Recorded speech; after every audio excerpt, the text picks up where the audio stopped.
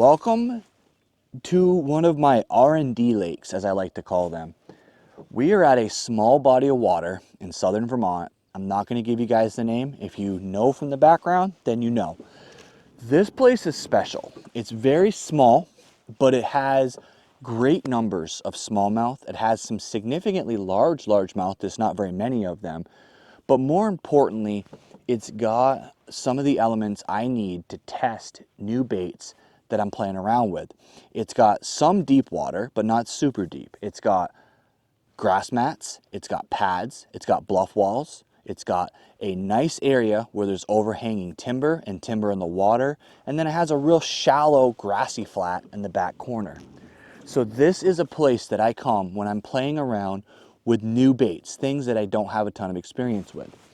Like this one right here, for example. This is a Battle Baits mini gun. Now I have fished this, have caught some fish on it, but I haven't quite dialed in trailers and all the details to go with this bait. So what we're gonna do today, we're gonna be trying out some of these baits, some other stuff that I've picked up over the year and see how many of these work. And of course, we'll go to the tried true wacky rig and catch some fish as well later. But for right now, we're gonna go play around with some new stuff and see if we can get some fish.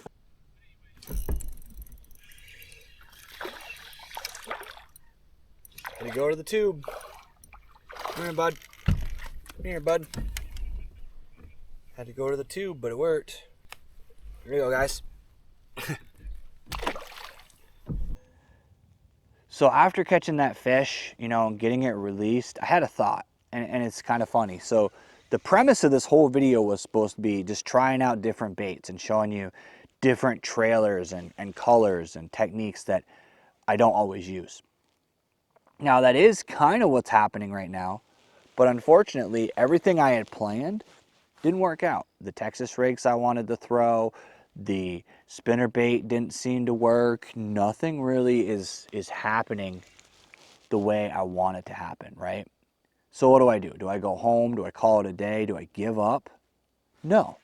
What I do is I pull out some tips, some tricks, some stuff that I have learned that keeps me on the water and helps me to catch the two fish you just saw.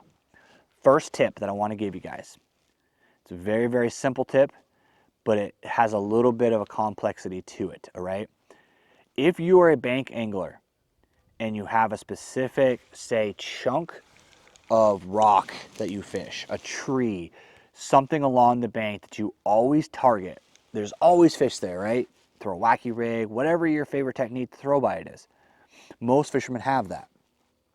Sometimes what you can do is take that same piece of structure and fish, let's say 25 yards deeper.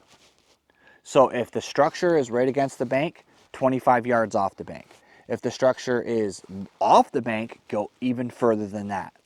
And then fish that same area using the same technique. My theory on that is sometimes when you catch fish off of a piece of structure, I actually don't think they're always on it. A dock, a rock pile, I sometimes think they might be out in the deeper section of the water looking at that structure. And when you cast to it, they charge in and hit your bait. They either, if you're using a moving bait, they chase it down. If you're using a finesse bait, they essentially are actually deep, looking shallow rather than sitting right against that structure like you think they are. So by going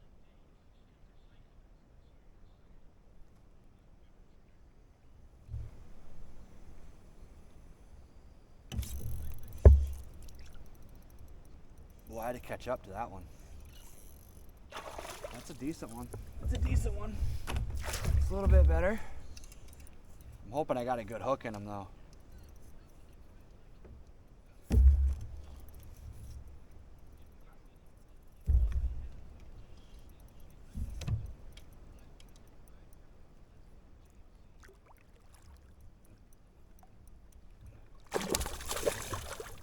There we go. Come on. Come on. Come on. Boy, I'm playing him a lot more than I want to be. Got him in the net. Wow. All right, so I was trying to prove my point that there is actually fish in here. So, it's been a while, but this is what I'm talking about, guys.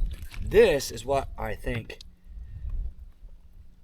This is what we need, but fortunately, I think he swallowed that pretty bad.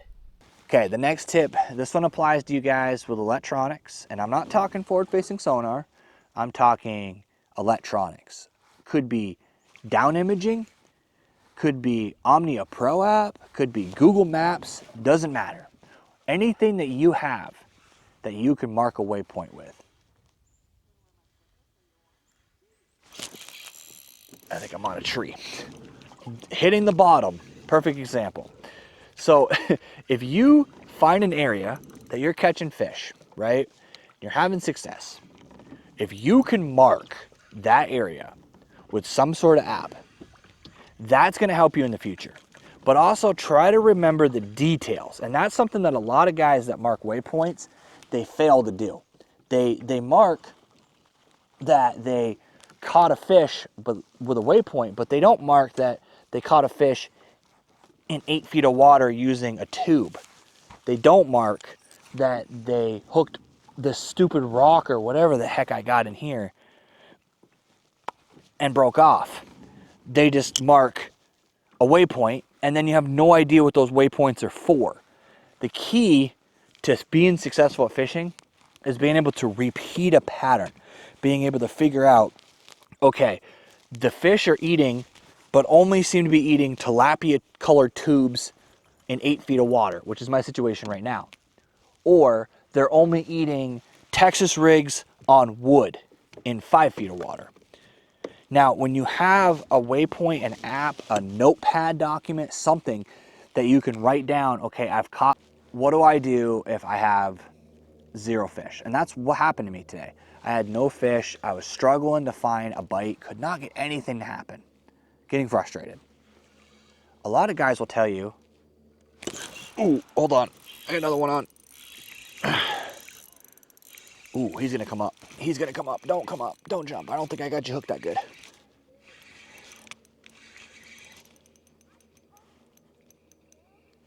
See how strong this fish is? He's pulling my kayak around. That's crazy.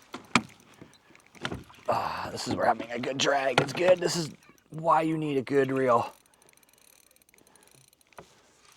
Come here, bud. God, this tube is killing it right now.